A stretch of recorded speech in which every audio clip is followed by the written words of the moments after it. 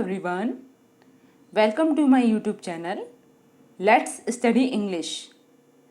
तो आज हम यूपी टीजीटी पीजीटी से अपना दूसरा प्रैक्टिस सेट सॉल्व करेंगे। तो आज मैं कुछ क्वेश्चंस लेके आई हूँ 20 से 30 तक के बीच के, और उन क्वेश्चंस को हम सॉल्व करेंगे, ठीक है। और इससे पहले मैं सेक्सुअल से रिलेटेड काफ़ी मोस्ट इम्पॉर्टेंट पॉइंट्स को लेकर वीडियो बना चुकी हूँ। उन्हें आपने नहीं देखा है तो आप उन्हें देख सकते हैं, जैसे क्रिटिकल कमेंट्स ऑन शेक्सपियर, इस पर मैंने वीडियो बनाई है, उसे आप मेरे यूट्यूब चैनल पर जाकर देख सकते हैं, ठीक है। और तो शुरू करते हैं फिर आज के क्वेश्चंस, ठीक है। तो जैसा कि आप देख पा रहे हैं यहाँ पे फर्स्ट क्वेश्चन है, व्हाट इज द सिनोनियम ऑफ एलिजेंट। तो हमें सिनोनिम देना है एलिजेंट का। ऑप्शन है हमारे पास gentle, famous, graceful, none of the above. क्या होगा इन तीन ऑप्शंस में से हमारा राइट ऑप्शन क्या होगा? जेंटल, फेमस, ग्रेसफुल, क्योंकि फोर्थ तो नहीं है, इन तीनों में ही ढूंढना पड़ेगा हमें। क्या होगा इसका राइट आंसर? एलिजेंट मीन्स क्या होता है? इसका करेक्ट आंसर है ऑप्शन नंबर सी, ग्रेसफुल, ठीक है। जैसा बाकी दो ऑप्शन तो बहुत इजी हैं, आप जानते हैं इनका मीनिंग। फेमस मतलब क्या होता है और जेंटल मतलब क्या होता है। तो now move to the next question. Okay, अब देख लेते हैं इस क्वेश्चन को। Find out the correct indirect narration of the following direct speech. नीचे एक डायरेक्ट स्पीच दी हुई है और इसका इनडायरेक्ट नरेशन बनाना है। देखते हैं सेंटेंस क्या है। He said to me what are you doing. तो क्या बनेगा इसका indirect narration? He asked me what I was doing, he asked to me what was I doing, he asked me what I was doing. क्या होगा इसका right answer?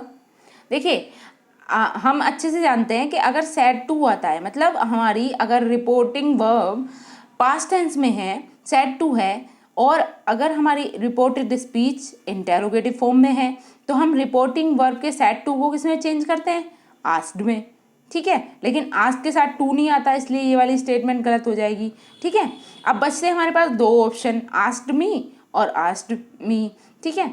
अब अगला हम इसे देख लेते हैं, हमारी रिपोर्टेड स्पीच को, व्हाट आर यू डूइंग, ठीक है।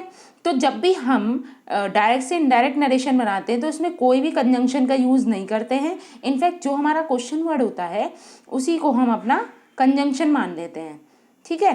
तो कंजंक्शन क्या हो जाएगा यहाँ पे? व्हाट हो जाएगा। तो स्टेटमेंट क्या बनेगी? ही आस्क्ड मी व्हाट। अब आगे बढ़ते हैं। तो ये हमारा जो सेंटेंस है वो किस में है? प्रेजेंट कॉन्टिन्यूस में है। तो ये अब किस में चेंज होगा?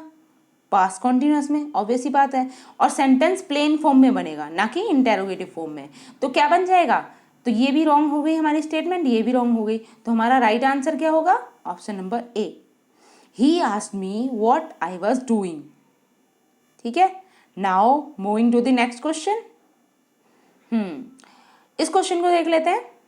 Find out correct indirect narration of the following direct speech. यहाँ पर भी हमें क्या बताना है? इनडायरेक्ट नरेशन बतानी है। सेंटेंस है हमारा, he said alas I am done, I am undone, sorry, हाँ, he said alas I am undone. तो सेंटेंस जैसे हम देख रहे हैं, हमारी रिपोर्टेड स्पीच जो है वो हमारी किस में है? एक्सक्लेमेटरी सेंटेंस में है। तो क्या बनेगा इसका? ऑप्शंस रीड कर लेते हैं। ऑप्शंस हैं, first option, he exclaimed alas that he was undone, he told alas that he was undone, ये he exclaimed sadly that he was undone. यहाँ पे आप अनडन कर लेना, ओके।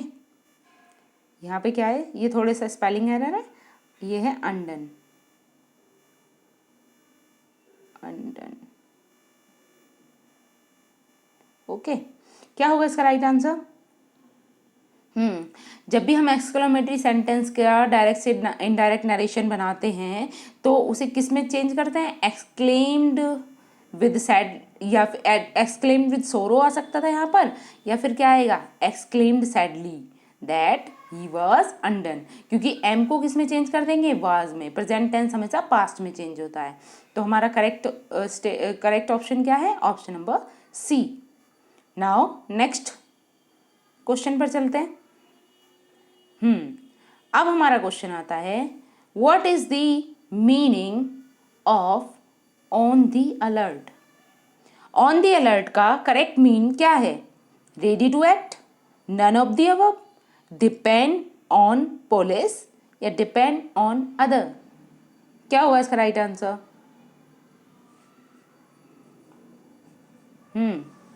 क्या है इसका राइट आंसर? यस, इसका राइट आंसर है ऑप्शन नंबर ए। बहुत इजी है, ready to act. Now moving to the next statement या नेक्स्ट क्वेश्चन। हाँ, what is the synonym of timorous. Timorous का मीनिंग क्या होता है, तभी तो हम सिनोनिम निकाल पाएंगे। ऑप्शन है up to date, bright, timid, none of the above. क्या होगा इसका राइट आंसर? इसका करेक्ट आंसर है option number C, timid. Okay, अब आपको ये पता ही है अप टू डेट क्या होता है और ब्राइट क्या होता है, इजी ऑप्शन है। Now moving to the next question. हाँ, अब इसे पढ़ने की जरूरत है।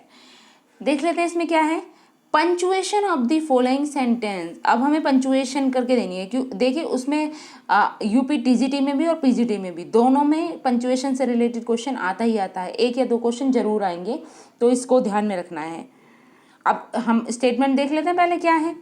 As Caesar loved me I weep for him, as he was fortunate rejoice at it as he was violent. I honor him, but as he was ambitious, I slew him. दोबारा देखते हैं स्टेटमेंट क्या है। As Caesar loved me, I weep for him as he was fortunate rejoice. देखिए यहाँ तक का statement अलग है, ये क्या कह रहा है, As Caesar loved me, I weep for him as he was fortunate. आगे rejoice at it as, ये दो बार आ गया, इसे कट कर लेंगे। It as he was violent, honour him but as he was ambitious I slew him. ठीक है, क्या होगा, is giving in the following sentence find out the correct one. अब इसकी करेक्ट पंचुएशन देख लेते हैं, क्या बनेगी पंचुएशन। हाँ, पहला स्टेटमेंट है as Caesar loved me I weep for him. तो यहाँ पे देखिए, यहाँ पे भी सिजुरा मतलब स्पेस होना चाहिए था मी के बाद में, और इन्होंने यहाँ पे नहीं दिया है, तो ये पहले स्टेटमेंट गलत हो जाएगी। आगे भी देख लेते हैं, as he was fortunate I rejoice at it, as he was violent I honour him, तो ये रॉन्ग हो जाएगी। अगला देख लें, as Caesar loved me I weep for him, as he was fortunate I rejoice at it, as he was violent I honour him, but as he was ambitious, I slew him. Third option, as Caesar loved me, I weep for him. यहाँ पे सही है। As he was fortunate, I rejoice at it. As he was violent, honor him, I honor him. And but he was ambitious, I slew him. तो क्या होगा इसका right answer? सोचिए और आंसर करने की कोशिश कीजिए। इसका राइट आंसर है option number C, as Caesar loved me I weep for him. फिर ये वाला कॉलन लगेगा यहाँ पे, ठीक है। आगे as he was fortunate I rejoice at it, as he was violent I honour him, but as he was ambitious I slew him. Now next question, इस क्वेश्चन को देख लेते हैं। Select the right meaning of the word biography. देखिए हमेशा ध्यान रखना कि लिटरेरी फिगर से भी कम से कम 10 से लेकर 12 क्वेश्चन तक लिटरेरी फिगर से पूछे जाते हैं। 10 से 12 क्वेश्चन, तो फिगर ऑफ स्पीचेस हुए या लिटरेरी फॉर्म्स हुई, ये आपको ध्यान में रखनी है। और स्पेशली पिछली बार डेफिनेशन दे देकर पूछी गई है, तो आपको ये भी पता होना चाहिए कि एग्जैक्टली इनकी डेफिनेशन क्या होती है, क्योंकि कई सारी हमारी फिगर ऑफ स्पीचेस ऐसी भी है जो मैच करती हैं आपस में। जैसे एंटीथेसिस हुआ और ऑक्सीमोरोन हुआ, ये हमेशा कंफ्यूज करती हैं, या बहुत सारी चीज़ें हैं उन्हें देख। अब यहाँ पे हमें जैसे बायोग्राफी की डेफिनेशन, एक एग्जैक्ट डेफिनेशन बतानी है, तो इसके लिए हमें ये भी पता होना चाहिए कि ऑटोबायोग्राफी क्या होती है, ऑटोबायोग्राफी और बायोग्राफी में एग्जैक्टली अंतर क्या है, वरना हम सेम ही स्टेटमेंट को सही कर सकते हैं। तो देखते हैं पहला ऑप्शन क्या है बायोग्राफी के लिए, the life history of a man written by someone else.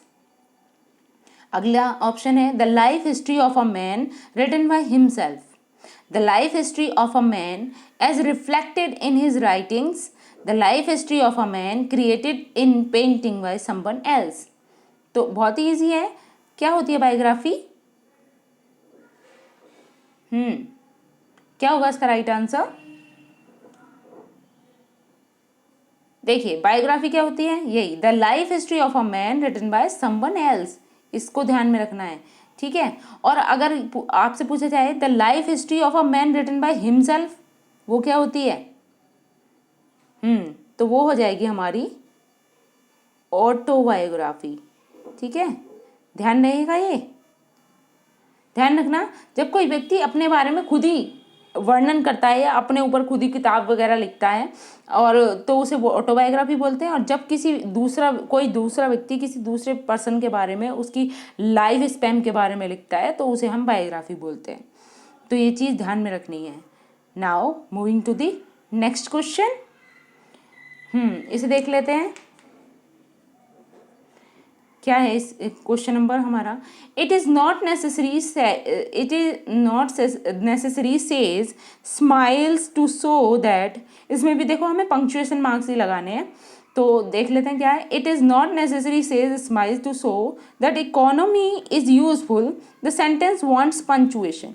अब ये जो पूरा सेंटेंस दिया है ना, यहाँ से लेकर it is not necessary says Smile to so that economy is useful, यहाँ तक, तो ये जो पूरा सेंटेंस है इसकी करेक्ट पंक्चुएशन सेट करनी है हमें। देख लेते हैं पंक्चुएशन मार्क क्या होंगे इसमें। तो पहले स्टेटमेंट दी है it is not necessary, inverted commas में क्लोज्ड है, आगे सेज स्माइल्स, आगे to so that economy is useful. Next देख लेते हैं, इसमें भी इन्वर्टेड कोमास लगा हुआ है, स्टार्टिंग में इन्वर्टेड कोमा शुरू होता है, it is not necessary says Smiles to so that economy is useful. Next है इट इज़, यहाँ पे इज़ है, सॉरी ये हमारे टाइपिंग एरर है, इससे कंफ्यूज मत होना। It is not necessary says Smiles to so that economy is useful. क्या होगा इसका राइट आंसर?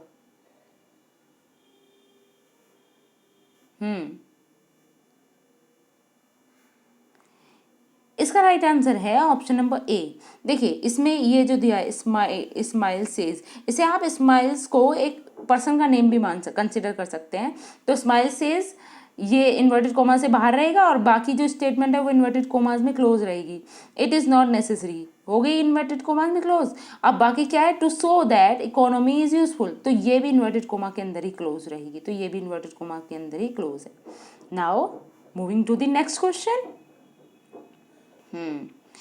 अब इसमें देखो 3 क्वेश्चंस हैं और इसमें एरर फाइंड करनी है। तो पहले हम पहले क्वेश्चन में एरर फाइंड आउट करेंगे, उसके बाद आगे बढ़ेंगे। तो देख लेते, the following sentence have been divided into 3 parts A B C, none of the part में contain error, one of the part में contain error, write down the part of the sentence that has an error, if there is no error mark D as an answer. तो पहला question देख लेते हैं हम। Thinking that he has finally someone with similar interest the scholar tried to strike a conversation। दो error, कौन से part में एरर है इसके, ध्यान से देखिए और आंसर करने की कोशिश कीजिए। पहला पार्ट है part A, thinking that he was finally. Part B, someone with similar interests. Part C, the scholar tried to strike a conversation. Part D, no error. क्या होगा इसका right answer? Thinking that he was finally, देखिए starting में ही thinking आ रहा है, ये जीरन के रूप में भी यूज़ नहीं हो रहा है, तो यही इसका एरर पार्ट है। तो इसका ऑप्शन क्या हो जाएगा, ऑप्शन ए करेक्ट है इसका। ठीक है, अब हम अगली स्टेटमेंट देख लेते हैं, अगला क्वेश्चन देख लेते हैं। अगला क्वेश्चन है, as a nation we neither impress the belligerent और inspire the lovers of peace, the speaker added. देखते हैं, पार्ट ए है हमारा, as a nation we neither impress the belligerent. Part B है, और inspire the lovers of peace, and part C है, the speaker added. No error. क्या होगा इसका राइट आंसर?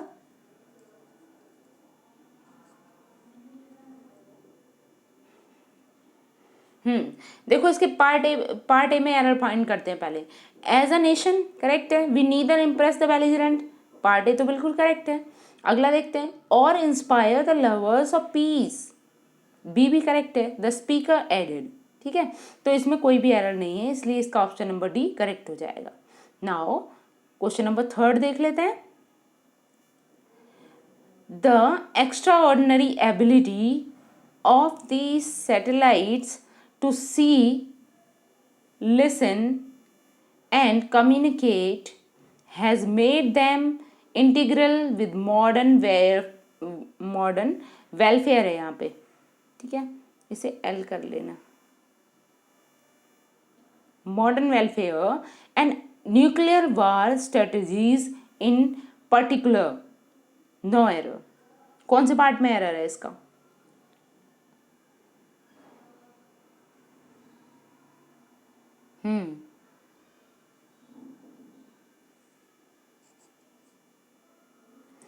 देखिए फर्स्ट पार्ट है the extraordinary ability of the satellites to see, listen and communicate, correct है ये वाला पार्ट। सेकंड है has made them integral has made them integral with modern welfare. तो यहाँ पे जो दैम आया है ना, यही इसका एरर है। ठीक है, तो हमारे पार्ट बी में मिस्टेक है। Now moving to the next question. I hope ये आपको प्रॉपरली दिखाई दे रहा है। ठीक है, अभी हम फिलर्स देख लेते हैं। यहाँ पे कुछ ब्लैंक्स दिए हुए हैं, उनमें हमें ऑप्शंस में से लगाना है। तो पहला क्वेश्चन देखते हैं, because she had a reputation for blank, we were surprised and pleased when she greeted us so dash. क्या होगा इसका? Because she had a reputation for, options देख लेते हैं, क्वारलसमनेस या affably, insolence, irritatedly, arrogance, disdainfully, insouciance, cordially. क्या होगा इसका राइट आंसर?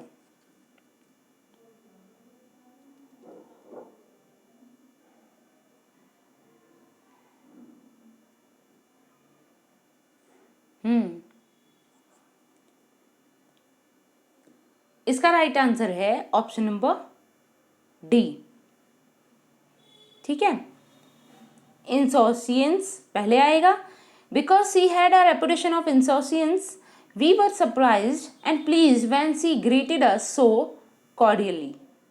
ठीक है, अब नेक्स्ट पे चलते हैं।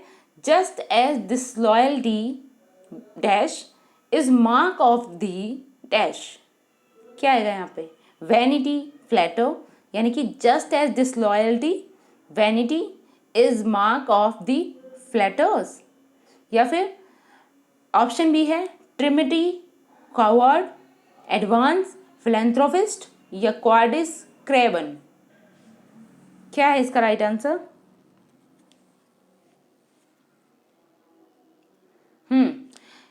इसमें है, इसका करेक्ट आंसर है option number D. Just as disloyalty cowardice is mark of the craven. Okay, moving to the next question. Question number 3. The reasoning in this editorial is so dash that we cannot see how anyone can be deceived by it. क्या होगा इसका right answer?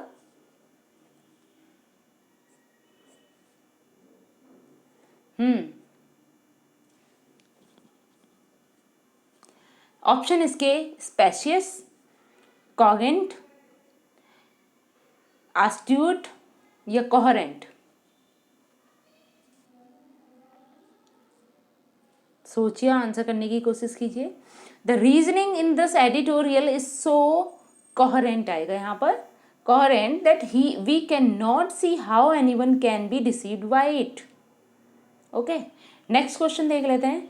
If you are seeking dash that will resolve all your element you are undertaking an impossible task. तो क्या है इसका option? इसके option देख लेते हैं। A precedent, a panacea, an abstraction या एन कंट्रीवेंस। क्या है इसका राइट आंसर?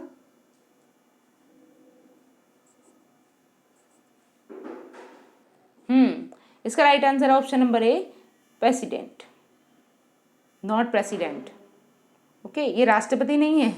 ठीक है, now moving to the next question. Okay, इन क्वेश्चंस को देख लेते हैं। Choose the word which is similar in the meaning of the word given in capital letter. यहाँ पर जो कैपिटल लेटर में वर्ड दिया हुआ है इसका सिनोनिम बताना है बेसिकली। ये वर्ड अगर आपको प्रॉपरली नहीं दिख रहा है तो मैं लिख देती हूँ। क्या है? RESCIND।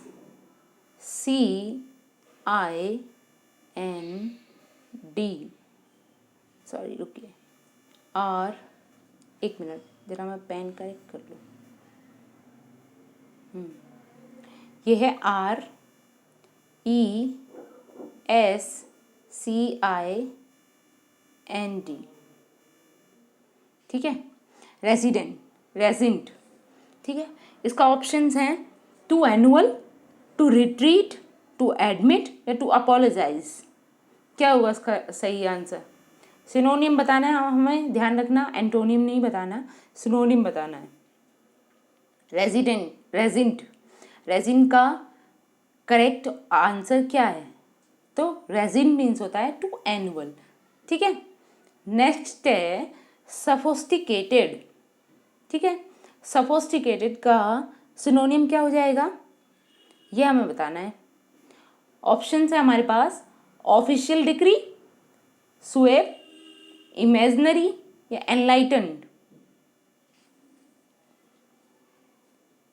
हाँ, इसका राइट आंसर है एनलाइटन। नाउ नेक्स्ट है अबॉट यानी ABUT, अबॉट। इसका मीनिंग क्या होता है? इसका सिनोनिम क्या है? ऑप्शन है परज्योर, रेनाउंस, डिस्कशन या एडजॉइन। क्या होगा इसका right answer?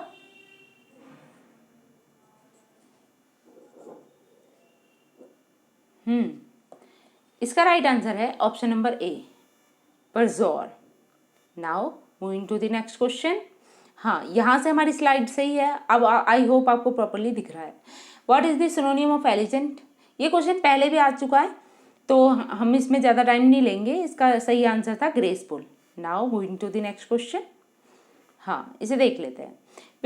Which one of the following word is a noun? हमें नीचे 4 ऑप्शन जो दिए हैं उनमें से नाउन वर्ड को छांटना है। वेरी इजी, देख लेते हैं ऑप्शन क्या है।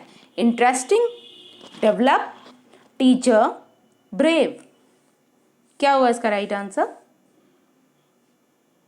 यस, जैसा कि देख के ही पता चल रहा है, इसका राइट आंसर है teacher. Teacher is a noun.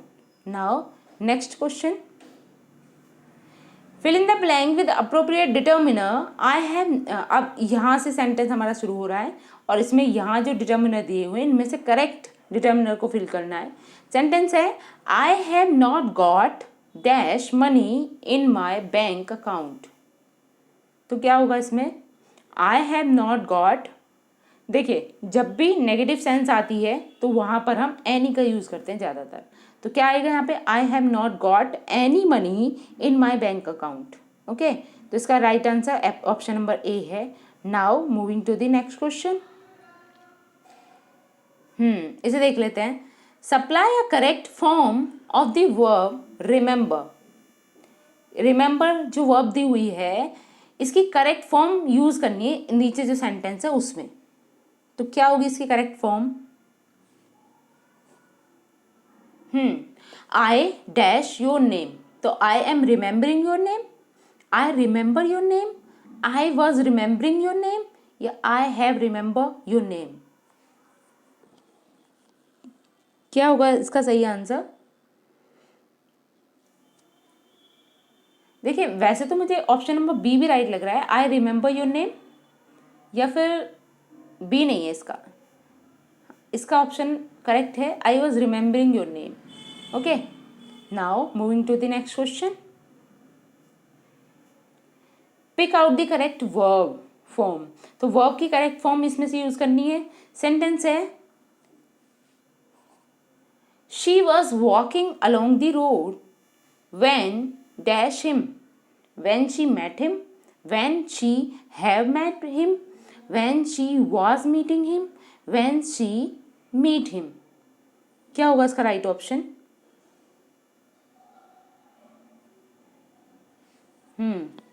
सोचिए और आंसर करने की कोशिश कीजिए। हाँ, इसका राइट आंसर है when she met him। Okay, moving to the next question. हाँ, very easy question. William Shakespeare was born on, easy है, 23 अप्रैल।